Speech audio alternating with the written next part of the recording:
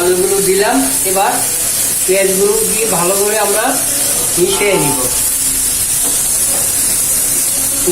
একটু জালটা কমায় দিতে হবে, যেহেতু ভাজি একদম কম জাল দিয়ে একদম আপনি ভাজিটা হবে, ভাজিটা ভালো হবে। হ্যাঁ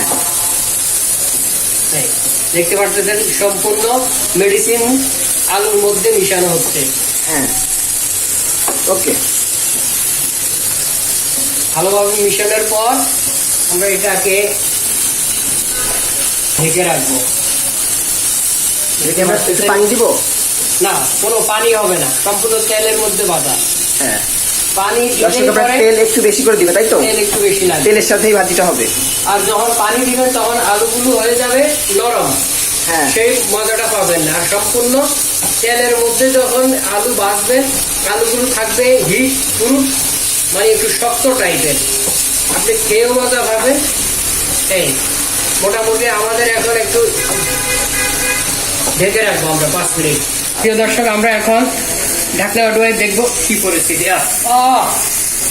চলে আসছে মজা, মজার রান্না কাকে বলে। কালার দেখে দর্শক আপনারা বুঝতে পারছেন যে খেতে যে কত মজা হবে, তার কোনো আর ভাষা নেই। প্রিয় দর্শক, কালারের মধ্যেই স্বাদের একটা আবরণ চলে আসছে, দেখতে পারতেছেন এরকম গ্রাম বের হয়েছে ও অন্য ব্যক্তি কাশ চলে আসছে। প্রিয় দর্শক, আমরা 1 মিনিট ঢাকনা দিয়ে রাখছি, তবে আমরা আবার একটু ঢাকনা দিয়ে রাখবো।